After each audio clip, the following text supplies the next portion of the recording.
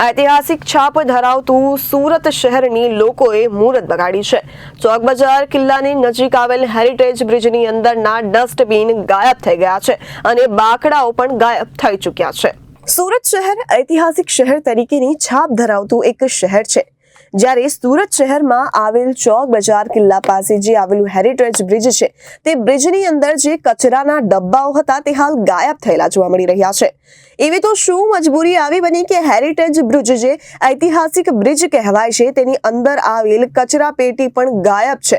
ત્યાં દરરોજના જે લોકો આવતા હોય છે તેઓએ પણ જણાવ્યું છે કે જે ડબ્બાઓ છે કચરા પેટીના તે ગાયબ થયેલા જોવા મળી રહ્યા છે। હવે આ અંગે આગળ શું તપાસ થાય તે જાણવાનો વિષય છે। મુકેશ ગણપત રાણા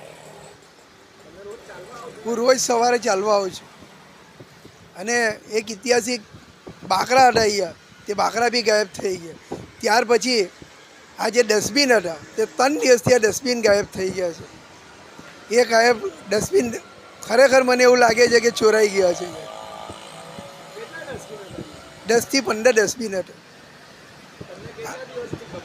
3 દિવસથી ખબર પડી કે અહીંયા ઘરે એક પણ ડસ્ટબિન નથી। ડસ્ટબિન અહીંયા આની અંદર જોઈ શકો, એમાં ડસ્ટબિન હતા આના અંદર, પણ એનાથી કચરો અંદર લોકો તાપીમાં નાખ્યો છે।